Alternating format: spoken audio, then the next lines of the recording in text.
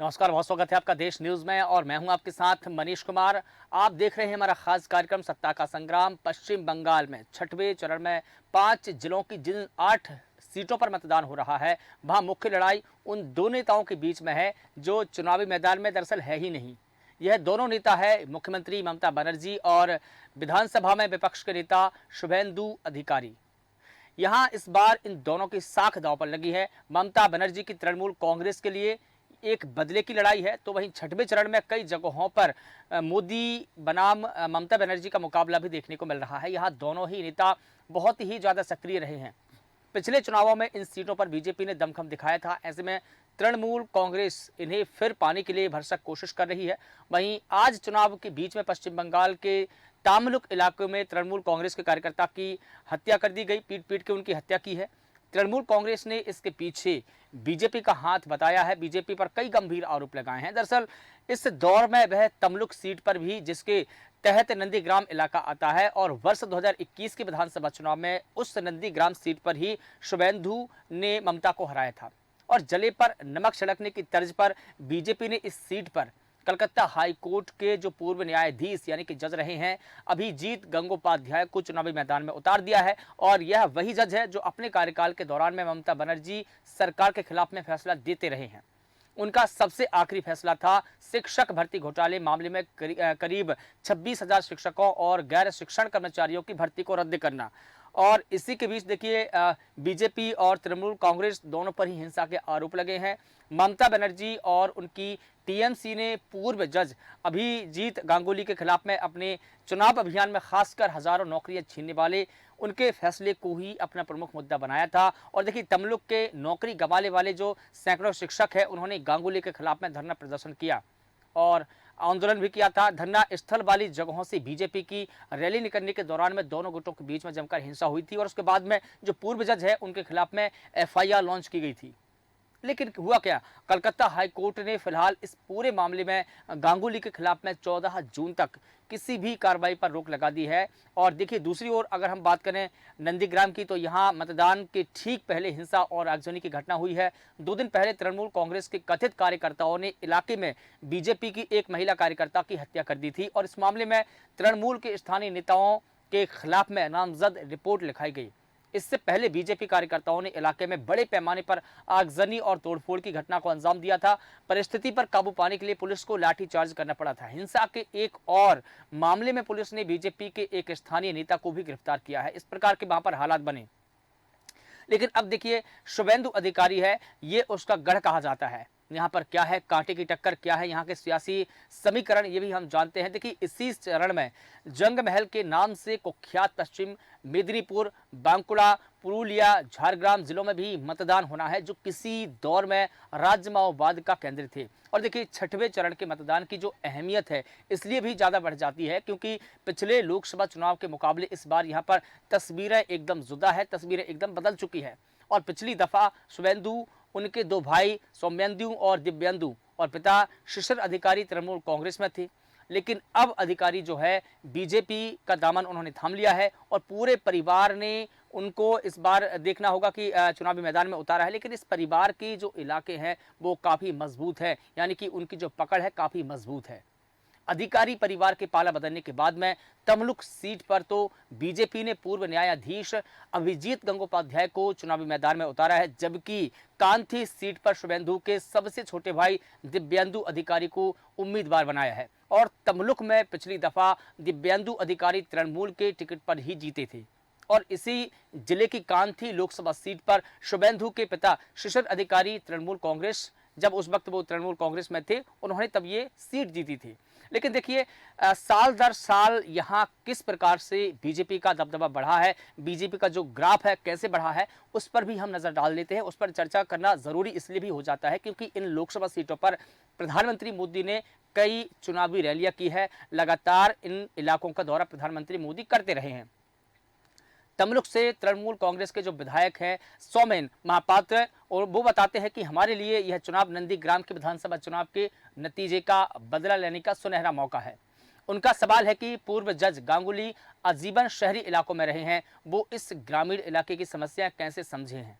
कैसे समझ सकते हैं। वर्ष 2019 में इलाके की जो 8 में से 5 सीटों पर बीजेपी के उम्मीदवार जीते थे। तृणमूल कांग्रेस को पूर्व और पश्चिमी मेदिनीपुर में तमलुक, कांथी और घटाल सीटें यहां पर मिली थी और इनमें से तमलुक और कांथी को विपक्ष के नेता शुभेंदु अधिकारी का गढ़ माना जाता है। छठे चरण की अहमियत को ध्यान में रखते हुए प्रधानमंत्री मोदी से लेकर अमित शाह और जेपी नड्डा तक इस इलाके में रैलियां कर चुके हैं। दूसरी ओर देखिए, ममता बनर्जी और अभिषेक बनर्जी ने भी यहां लगभग हर इलाके में दर्जन भर चुनावी रैली की है, चुनावी सभाओं को संबोधित किया है और यह वो इलाके हैं जहां इन दिनों तापमान लगातार 45 डिग्री या उससे पार हुआ है। लेकिन एक बड़ा सवाल यह भी है कि आखिर बीजेपी ने यहां पर डमी उम्मीदवार क्यों उतारे हैं? क्यों आखिर बीजेपी को एक ही सीट पर 2 उम्मीदवार उतारने पड़े हैं? इसका भी जिक्र करना जरूरी हो जाता है। देखिए, पुरुलिया में सहयोगियों से ही इंडिया गठबंधन लड़ रहा है। यहाँ पर इंडिया गठबंधन का जिक्र करना भी जरूरी है। इस दौर में कांथी और तमलुक के अलावा सबसे दिलचस्प मुकाबला पुरुलिया संसदीय सीट पर भी देखने को मिला है। झारखंड की सीमा से ये इलाका सटा हुआ है और देखिए, ये इलाका हाल के महीनों में कुर्मी आंदोलन के लिए भी जाना जाता है। ये लगातार कुर्मी आंदोलन के लिए सुर्खियों में रहा। यहाँ कुर्मी जाति के वोट ही निर्णायक है। वो जिस ओर चल देंगे उस ओर जो सियासी फिजा है बदल जाएगी और यही कारण है कि इस सीट पर 6 महतो उम्मीदवार ही चुनावी मैदान में हैं। बीजेपी ने यहां पिछली बार के विजेता ज्योतिर्मय सिंह महतो को चुनावी मैदान में उतारा है, जबकि तृणमूल की ओर से शांतिराम महतो अपनी किस्मत आजमा रहे हैं। और इसमें दिलचस्प बात यह है कि यहां वाम मोर्चा के घटक फॉरवर्ड ब्लॉक के भी उम्मीदवार चुनावी मैदान में है, जबकि वाम कांग्रेस समझौते के तहत यह सीट कांग्रेस को मिली है। यहां सीपीएम के नेता अपने सहयोगी फॉरवर्ड ब्लॉक का प्रचार करने की बजाय कांग्रेस उम्मीदवार के लिए वोट मांग रहे हैं। यानी यह बंगाल की अकेली एक ऐसी सीट है जहां इंडिया गठबंधन के तीनों सहयोगी दल एक दूसरे के खिलाफ में चुनाव लड़ रहे हैं। 2021 के विधानसभा चुनाव में इलाके की 7 में से 5 सीटों पर बीजेपी का कब्जा रहा है और इससे इलाके में उनकी स्थिति का पता चलता है। एक और बिंदु पर बात करना जरूरी हो जाता है। यहाँ पर देखिए, बांकुड़ा और बिष्णुपुर में बीजेपी मजबूत है और ऐसी आशंका जताई जा रही है। राजनीतिक विश्लेषक भी ये मानते हैं कि हो सकता है कि बीजेपी इन सीटों पर जीत भी हासिल कर सकते हैं, क्योंकि जिस प्रकार से हम देखें कि पीएम मोदी ने यहाँ पर लगातार चुनावी रैली की है। बांकुड़ा जिले में 2 सीटें हैं, बांकुड़ा और बिष्णुपुर। यहाँ दोनों सीटें पिछली बार बीजेपी ने ही जीती थी और इस बार भी लगातार बीजेपी का फोकस ये है कि दोबारा इन पर रिपीट हो। बांकुड़ा में सुभाष सरकार ने ममता बनर्जी सरकार के वरिष्ठ मंत्री सुब्रत मुखर्जी को हराया था। बीजेपी ने इस बार सरकार को 2 टिकट दिया, सरकार के 2 मंत्रियों को टिकट दिया है, जबकि तृणमूल कांग्रेस की ओर से आरूप चक्रवर्ती और माकपा के नीलांजन दास गुप्ता चुनावी मैदान में है। बिष्णुपुर संसदीय सीट पर बीजेपी उम्मीदवार सौमित्र खान 2004 से लेकर 2019 में चुनावी मैदान में है, चुनाव जीत चुके हैं, लेकिन पहली बार तृणमूल के टिकट पर और दूसरी बार बीजेपी के टिकट पर। वर्ष 2019 में उनकी पत्नी सुजाता मंडल ने भी उनके चुनावी अभियान में बढ़ चढ़कर हिस्सा लिया था, लेकिन अब उनका तलाक हो चुका है और सुजाता तृणमूल के टिकट पर उसी दमखम के साथ अपने चुनावी मैदान में है और पति को चुनौती देने के लिए अब वो टक्कर दे रही हैं। इससे यहाँ का मुकाबला और भी दिलचस्प हो जाता है। और देखिए, एक और बिंदु है यहाँ पर कि जितने वोट उतने पेड़ का वादा, एक्टर एक मैदान में है। एक एक्टर का भी हम जिक्र करेंगे। देखिए, पश्चिम मेदिनीपुर जिले की जो घाटाल सीट पर है, वहाँ बंगाल फिल्मों के जो अभिनेता है दीपक अधिकारी उर्फ देव लगातार 2 दफा जीतकर चुनाव जीत चुके हैं, मैदान में है इस बार, लेकिन वो हैट्रिक लगाने का प्रयास कर रही हैं। इस सीट पर बीजेपी ने भी हिरण चटर्जी के नाम एक अभिनेता को उतारा है और लेकिन इस हाई प्रोफाइल नेता के 2 बार सांसद रहने के बावजूद भी इलाके की जो समस्या है जस की तस है। इससे आम लोगों के में असंतोष जाहिर है और देखिए, ये इलाका जो हर साल बाढ़ की चपेट में आ जाता है। वैसे देव ने इस बार वादा किया है कि उनको चुनाव में जीत मिलेगी या जितने भी वोट मिलेंगे इलाके में उतने ही पेड़ लगाएंगे। अब देखते हैं कि अगर वो जीतते हैं और जितने वोटों से उनकी जीत होती है, क्या वो उतने पेड़ लगाएंगे? इससे बाढ़ का और जो तटों का जो कटाव है उसकी समस्या काफ़ी हद तक काबू में आ सकती है। और देखिए, यहाँ पर एक फेक न्यूज़ भी फैल रही है। वो फेक न्यूज़ क्या है उसके बारे में जिक्र करना ज़रूरी है। और देखिए, इस चरण में तमाम क्षेत्रीय मुद्दे हावी हैं। कहीं सरकारी नौकरियों में भर्ती में भ्रष्टाचार और रोजगार का मुद्दा है, तो कहीं विकास, पानी और खस्ताहाल सड़कों और बाढ़ से जो बचाव की समस्या है वो लगातार यहाँ का मुद्दा बनी हुई है। वो बीजेपी के लिए भी मुद्दा है, तृणमूल कांग्रेस पार्टी के लिए भी मुद्दा है। कुछ सीटों पर दोनों प्रमुख दल अंतर कलह से भी जूझ रहे हैं। राजनीतिक विश्लेषक बताते हैं कि इस बार का जो चुनाव है किसी ठोस मुद्दे पर नहीं बल्कि राजनीतिक दलों की ओर से एक दूसरे के खिलाफ चलाए जा रहे कुप्रचार यानी कि दुष्प्रचार की वजह से। देखिए, बीजेपी ने एजेंडा फिक्स किया ममता बनर्जी के खिलाफ में और ममता बनर्जी ने एजेंडा फिक्स किया बीजेपी के खिलाफ में। ममता बनर्जी का कहना है कि बीजेपी गुंडों की पार्टी है, यहाँ दबंगई कर रही है, गुंडागर्दी पर उतारू है। दूसरी ओर बीजेपी ने एजेंडा दिया कि ममता बनर्जी हिंदुत्व पर करारा प्रहार कर रही है और जो बीजेपी नेता हैं लगातार उनकी हत्या हो रही है। ये भी एक मुद्दा रहा है। विभिन्न मुद्दों पर तमाम जो दावेदार हैं अपने सियासी हित में भ्रामक सूचनाएं फैला रहे हैं। और देखिए किस प्रकार से यहाँ का जो सियासी समीकरण बदला है उस पर भी बात करनी जरूरी हो जाती है कि कई ऐसी सीट हैं जहां पर बीजेपी ने डमी उम्मीदवार उतारे हैं, यानी कि एक उम्मीदवार वहां पर है लेकिन उसके मुकाबले दूसरा भी उम्मीदवार है। ये कितना बड़ा मुद्दा हो सकता है, कितनी बड़ी जीत यहाँ पर हो सकती है। देखिए संदेश खाली यहाँ पर मुद्दा है, पश्चिम बंगाल में मोदी भी मुद्दा है। और देखिए इस पूरे मुद्दे पर बात करने के लिए हमारे साथ में अरमान कबीर जी जो कि राजनीतिक विश्लेषक है पश्चिम बंगाल से, वो हमारे साथ में जुड़े हैं। सर आपका बहुत स्वागत करता हूं। मैंने तमाम सीटों का यहाँ पर जिक्र किया और देखिए यहाँ पर अगर हम वोटिंग परसेंट की बात करते हैं तो लगातार हर एक चरणों में पश्चिम बंगाल में वोटिंग परसेंट सर्वाधिक हुई है, चाहे वो 5वें चरण की बात करें, चौथे चरण की बात करें या अभी छठे चरण की बात करें। अभी तक का जो आंकड़ा हमारे पास में आया है 70 के लगभग वहां पर वोटिंग हो चुकी है, 70%। क्या लगता है आपको कि जो वहां पर वोटिंग हो रही है और जो सर्वाधिक वोटिंग हो रही है वो किसी टीएमसी के लिए खतरे की घंटी है?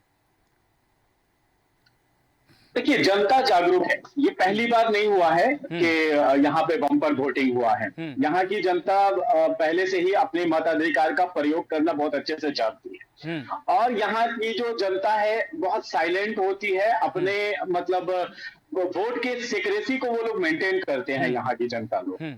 ठीक है, और ऐसा नहीं है जैसे आप दूसरे राज्यों में अगर आप जाएंगे जैसे बिहार में या फिर यूपी में, तो जैसे 2019 में जैसा सुनने के लिए मिला था कि जैसे वहां मतदाताओं को बूथ पे जो लोग जिनकी जिम्मेदारी थी उनको बूथ तक लाने के लिए टोटो वगैरह का इंतजाम किया जाता है। पश्चिम बंगाल में ऐसा करने की आवश्यकता नहीं है। यहाँ की जो जनता है वो खुद अपना मताधिकार प्रयोग करती है, बहुत अच्छे से करती है। इसीलिए आपने देखा होगा कि पूरे हिंदुस्तान में वोटिंग परसेंटेज कम हुई है लेकिन पश्चिम बंगाल का वोटिंग परसेंट कभी नहीं गिरा है।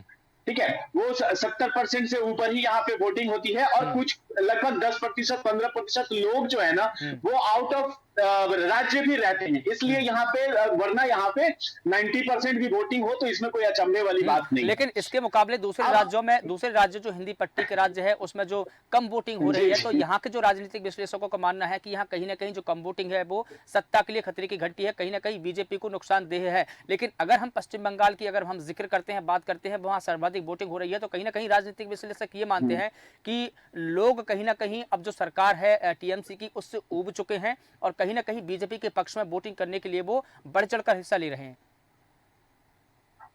देखिए मनीष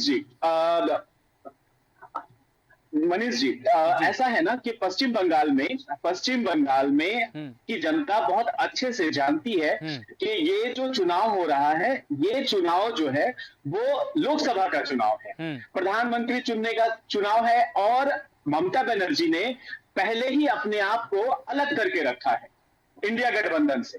उन्होंने कह दिया है कि जो है कि हम जो है बाहर से समर्थन करेंगे, हम सरकार में शामिल नहीं होंगे। तो एंटी इनकम्बेंसी इस चुनाव में ममता बनर्जी के खिलाफ नहीं दिख रहा है लोगों को। लेकिन मोदी जी जिस प्रकार से यहाँ पे मेहनत कर रहे हैं, जैसा उन्होंने संदेश खाली का मुद्दा उठाया, ठीक है, संदेश खाली का मुद्दा उठाया। देखिए संदेश खाली का जो मुद्दा था ना वो बहुत बड़ा मुद्दा था। यहाँ पे बंगाल में ना महिला सम्मान मतलब के आपने बहुत सारे डेटास भी आए थे जिसमें महिलाएं सबसे ज्यादा सुरक्षित अगर कहीं बताया गया था तो वो बंगाल में बताया गया था। और इस एनसीआरपी के डांटे के बाद अगर संदेश खाली जैसा मुद्दा अगर उठ करके आता है यहाँ पे, ठीक है, ऐसा अब कांड, इसको कांड कह सकते हैं, इतना बड़ा कांड अगर उठ करके आता है तो यहाँ के लिए चिंता का विषय है। लेकिन जैसे ही जो है सो कि एक और वीडियो जो है सो कि जब लागू होता है जिसमें तृणमूल कर्मी जो है वो जो मंडल अध्यक्ष या जो भी है उनके जो तृणमूल के कर्मी हैं जिनका वीडियो में कहते हुए वो दिख रहे हैं कि हाँ ये सजाई हुई बात थी, यहाँ पे रेप जैसा कुछ नहीं हुआ था, वो हमने 2-2 हजार रुपए दे करके हमने तृणमूल कांग्रेस पे इल्जाम लगवाए हैं या उनके नेताओं पर इल्जाम लगवाए। तो यहाँ पे ना वहीं पर लोग ना असमंजस की स्थिति में आ गए। ममता बनर्जी का ग्राफ गिर रहा था लेकिन यहाँ के बंगालियों के दिमाग में एक चीज घुस गई, बंगाली में एक बात चलती है साजानो घटना, मतलब कि सजाई हुई घटना है। यहाँ पे भारतीय जनता पार्टी यहाँ के राज्य सरकार को सजाने बदनाम करने के लिए ये घटना जो है सो कि को अंजाम दिया था। ये भी है एक बात। और दूसरी एक बात और है मनीष जी के जो अभी जो परसों दिन हाईकोर्ट ने जो जजमेंट दिया, संदेश खाली का मुद्दा अलग है क्योंकि ममता बनर्जी को जितने वोट मिलते हैं ना, ममता बनर्जी को अगर 100 वोट मिलते हैं तो उसमें से 83 वोट मुसलमानों का होता है सर। सिर्फ 17% ही बंगाली जो है वो तृणमूल कांग्रेस को वोट करती है यहाँ। लगभग 80 से 83% मुस्लिम वोट है। अब मुसलमानों का जो आरक्षण का जो मुद्दा आ गया यहाँ पे कि 2010 के बाद से जितने भी ओबीसी के सर्टिफिकेट थे जो मुसलमानों के द्वारा जो दिया गया था वो सारे के सारे कैंसिल कर दिए जाएंगे। ठीक है, ये सबसे बड़ी जो है की चुनौती बन गई। कल ही अमित शाह का बयान आया है इस पर। कल ही गृह मंत्री अमित शाह ने कहा कि हम जो धर्म के आधार पर आरक्षण की बात कहते हैं कि हमारे संविधान में ऐसा कोई जिक्र नहीं है, इसलिए हम धर्म के आधार पर आरक्षण नहीं देंगे। कल ही उन्होंने टिप्पणी की है। लेकिन मैं यहाँ पर एक और चीज का जिक्र करना चाहूंगा कि संदेश खाली कितना बड़ा मुद्दा यहाँ पर रहा है। दूसरी तरफ से ममता बनर्जी ने जो पलटवार किया भ्रष्टाचार को लेकर, यहाँ तमाम मुद्दों को लेकर, लेकिन कहीं ना कहीं हिंसा की बात भी आई। दोनों पार्टियों ने एक दूसरे पर हिंसा के आरोप लगाए हैं, वोटिंग के बीच भी हिंसा हो रही है। तो ये हिंसा किसकी तरफ से लॉन्च की जा रही है? देखिए, हिंसा किसके तरफ से लॉन्च की जा रही है ये नहीं है, ठीक है। दोनों पार्टियां यहां एक दूसरे को पटकने के लिए तैयार है हर क्षेत्र में, चाहे वो मतदाता के आधार पर हो, ठीक है, और अगर नहीं है तो जिसकी लाठी उसकी भैंस। जो जहां जहां मजबूत है वहां वहां जो है जो कि लोग हिंसा कर रहे हैं। कहीं पे भारतीय जनता पार्टी, अब देख लीजिए सबसे ज्यादा हिंसा आपको देखने के लिए कहां मिला? नंदीग्राम में शुभेंदु अधिकारी वहां के एमएलए हैं। और ये जो लोकसभा है तमलुक जो लोकसभा है शुभेंदु अधिकारी का गृह क्षेत्र माना जाता है। बिल्कुल, इसलिए यहाँ पर वो मतलब देखिए घटनाएं होना पश्चिम बंगाल में ऐसा नहीं है, जंगल महल, लालगढ़, आप देख लीजिए ना, थोड़ा सा आप पीछे जाइए सीपीएम के टाइम पे, ठीक है, जब यहाँ पे लेफ्ट की सरकार हुआ करती थी तो भी तो हिंसा हुआ करती थी ना। यहाँ के हिंसा होना ये छोटी सी बात है, कोई बड़ी बात है ही नहीं। बहुत कम हिंसा हुई है 2019 के मुनासिबत, 2019 के बनिस्बत बहुत कम हिंसा हुई है इस बार। बिल्कुल, देखिए, लेकिन जो 2024 की लड़ाई है वो सिर्फ दो ही नेताओं के बीच में मानी जा रही है, मुख्यमंत्री ममता बनर्जी और मोदी। और तीसरे अगर हम किसी एक व्यक्ति और दूसरे का नाम जिक्र करें तो वो होते हैं शुभेंदु अधिकारी। लेकिन शुभेंदु अधिकारी और मुख्यमंत्री ममता बनर्जी चुनावी मैदान में है ही नहीं। वो विपक्ष के नेता है और ये मुख्यमंत्री है, लेकिन कहीं ना कहीं दोनों का फेस है। इन दोनों का फेस कितना असर करेगा? देखिए, बीजेपी के लिए ना ये जो चुनाव है ना मनीष जी, बहुत समझने की बात है। आज जिसमें 8 चरणों में चुनाव था, जिसमें 8 लोकसभा में यहाँ पे चुनाव था, जिसमें से 4 लोकसभा पे जो है सो कि बीजेपी का कब्जा था, 3 पर तृणमूल कांग्रेस का कब्जा था, ठीक है। जिसमें से 2 सीट ऐसे हैं जिसमें शुभेंदु अधिकारी, उनके फादर शिशिर अधिकारी, ठीक है, ये 2 जो सीट है ना ये तृणमूल के टिकट से पिछले बार 2019 में लड़े थे। इस बार का जो इलेक्शन है 2024 का इलेक्शन शुभेंदु अधिकारी के लिए भी साथ बचाने की लड़ाई है, क्योंकि उन्हें ये साबित करना है कि 2019 में जो हम चुनाव जीत कर आए थे उसमें ममता बनर्जी या तृणमूल कांग्रेस की कोई मेहरबानी नहीं थी, वो हमारा खुद का वोट था। और देखो मैं इस वोट को फिर से मैं जहां हूं वहां मैं लेकर के जाऊंगा, ये भी साबित करने की जो है सो कि ये है दौड़ है यहाँ पे। बिल्कुल ठीक है, लेकिन एक और सवाल आपसे जानना चाहूंगा मैं कि यहाँ पर बीजेपी ने सर्वाधिक डमी उम्मीदवार क्यों उतारे हैं? क्या जरूरत पड़ी है और इसका चलन कैसे शुरू हुआ पश्चिम बंगाल में? क्योंकि कहीं हम दूसरी जगह पर देखें, दूसरे स्टेटों में देखें तो वहां ऐसा कोई चलन देखने को नहीं मिलता है, लेकिन अगर हम पश्चिम बंगाल में अगर जिक्र करें तो बीजेपी ने उतारे हैं यहाँ पर डमी उम्मीदवार। देखिए, कोई भी आधिकारिक डमी उम्मीदवार तो नहीं उतारा है उन लोगों ने। हाँ। कोई आधिकारिक तो डमी उम्मीदवार कोई उतारता भी नहीं है, उतारेंगे भी कैसे, सैंपल तो किसी एक को ही देंगे, ठीक है। लेकिन उनका ये पॉलिटिकल स्ट्रेटेजी रहा है, क्योंकि देखिए रूलिंग पार्टी का ना बहुत ज्यादा इन्फ्लुएंस होता है, आखिरी समय में कैंडिडेट यहाँ बैठ भी सकते हैं। ये सारी चीजों को सेफ साइड देखते हुए भारतीय जनता पार्टी ने ये कदम उठाया है यहाँ पे। देखिए मैं आपको यहाँ पे जो बताऊं कि रूलिंग कहीं बीजेपी ने नाम उजागर किए हैं तो कहीं गोपनीय रखे हैं, ऐसा भी देखने को मिला है। क्या बीजेपी हर तरीके से यहाँ चुनाव जीतने की भरपूर कोशिश कर रही है, चाहे तरीका जो भी हो? देखिए, जैसा कि हम लोग पूरे हिंदुस्तान को जब हम लोग स्टडी कर रहे हैं तो हम लोगों को मिलता है कि 4-5 सीट जो है वो यहाँ राजस्थान में कम होंगे, ठीक है, 4-5 सीट कम होंगे, और उसके बाद हरियाणा में भी जो है जो कि 1-2 सीट कम होंगे, और विश्वसनीयता खोने के कारण, नीतीश कुमार जी का विश्वसनीयता खोने के कारण जो है जो कि 4-5 सीट वहां से भी कम होते हुए नजर आ रहे हैं। ऐसे कयास लगाए जा रहे हैं, बाकी तो 4 जून को ही पता चलेगा। उसकी पूरी भरपाई करने की संभावना भारतीय जनता पार्टी को पश्चिम बंगाल में दिखती है। बिल्कुल ठीक है। कुछ ऐसे सीट्स थे ना, देखिए मैं अगर डमी उम्मीदवार का जिक्र कर रहा हूं तो देखिए कोलकाता की जो जादवपुर सीट है जिस पर तृणमूल कांग्रेस ने उम्मीदवार बनाया है साइनी घोष को, और बीजेपी ने उनके खिलाफ में जो उम्मीदवार बनाया अनिर्बाण जो गांगुली है, इन दोनों का मुकाबला है। लेकिन हाँ बिल्कुल, लेकिन बीजेपी ने इस सीट पर अनिर्बाण के अलावा अरुण सरकार और इसके अलावा शंकर मंडल और अवनी कुमार मंडल यानी कि 3 लोगों को डमी उम्मीदवार के तौर पर खड़ा किया है। ऐसा क्यों है? बीजेपी को क्या ये डर है कि उम्मीदवार जीत नहीं पाएंगे, या जितनी सीटें 2019 के मुकाबले में मिली थी वो भी कम हो जाएगी, या सीटें बढ़ाने का चक्कर है? ये कोई बीजेपी की आंतरिक रणनीति है? ये देखिए, हम लोगों के हिसाब से ना, मैंने कहा ना कि यहाँ जितने पॉपुलर मोदी जी हैं उससे कई गुना ज्यादा पॉपुलर और मतलब प्रभाव ममता बनर्जी का है पश्चिम बंगाल में। बिल्कुल समझे ना। और जिस प्रकार से अमित शाह जी साम दाम दंड भेद हर चीज का प्रयोग करते हैं, ममता बनर्जी भी किसी भी एंगल से पीछे नहीं है सर। सीट को सेफ रखने के लिए हो सकता है, मेरा यह क्यास है कि भारतीय जनता पार्टी ने वहां पर डमी कैंडिडेट दिया, ताकि जैसे कि हमारा एक कैंडिडेट को अगर कुछ हो जाता है या फिर वो चुनाव लड़ने से पीछे हट जाता है तो हमारा दूसरा कैंडिडेट राजी होगा। जैसा कि अभी क्या कहते हैं, गुजरात की कुछ सीटों में डमी कैंडिडेट अगर रह जाते तो वहां पे कांग्रेस अपनी दावेदारी उस पर ठोक सकती थी ना। हाँ, कांग्रेस को इनसे सीखना चाहिए।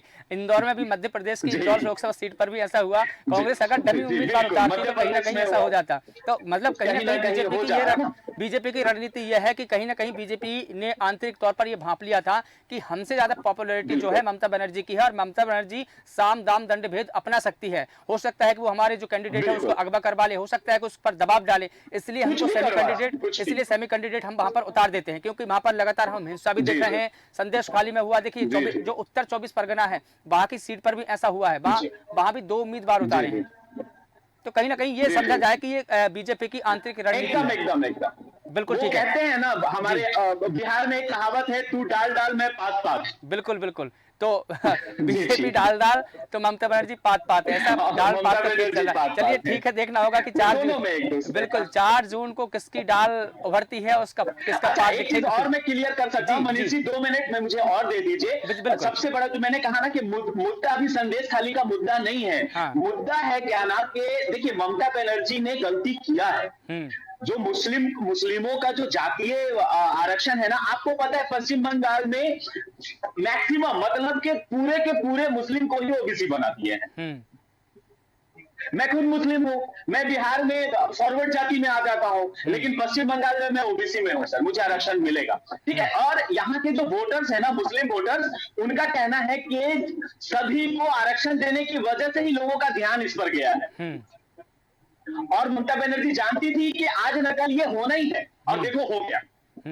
जो लोग नौकरी पेशे में है उस सर्टिफिकेट से उनका क्या होगा, उनका तो जीवन आधार में लग गया। अभी ममता बनर्जी बोल रही है सुप्रीम कोर्ट में जाएंगे। बिल्कुल नहीं, बीजेपी ने तर्क दिया है, बीजेपी ने ये कहा कि संविधान हमको कहाँ इजाजत देता है कि धर्म के आधार पर आरक्षण दो, ये तर्क है बीजेपी। ममता बनर्जी तो कह रही है कि हमने धर्म के आधार पर दिया ही नहीं है। बिल्कुल नहीं, उन्होंने तो जो हाईकोर्ट का जो हाईकोर्ट ने जो जजमेंट दिया है, हाई कोर्ट ने जो जजमेंट जी। दिया है उसको मानने से इनकार कर दिया, बोले मैं नहीं जी। मानती हूँ हाई कोर्ट का जो जजमेंट देखिए है। वैसे अगर देखेंगे मनीष जी, वैसे अगर आप देखेंगे तो हमारे प्रधानमंत्री मोदी जी भी हाँ जन्मजात ओबीसी नहीं है। अब वो तो दस्तावेजों के आधार वो पर देखना अभी पड़ेगा ओबीसी सर। कहते हैं।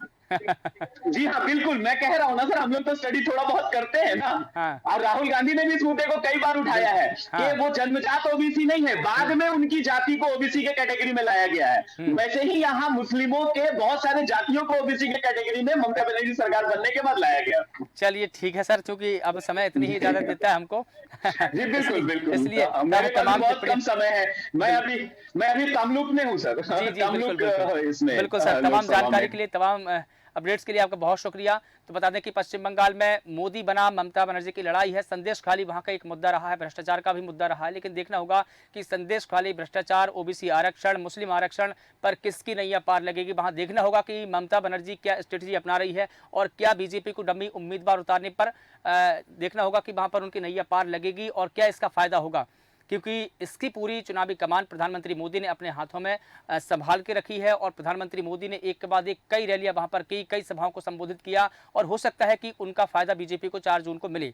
फिलहाल देश न्यूज के खास कार्यक्रम में बस इतना ही। मुझे दीजिए इजाजत और आप लगातार बने रहिए देश न्यूज के साथ। नमस्कार।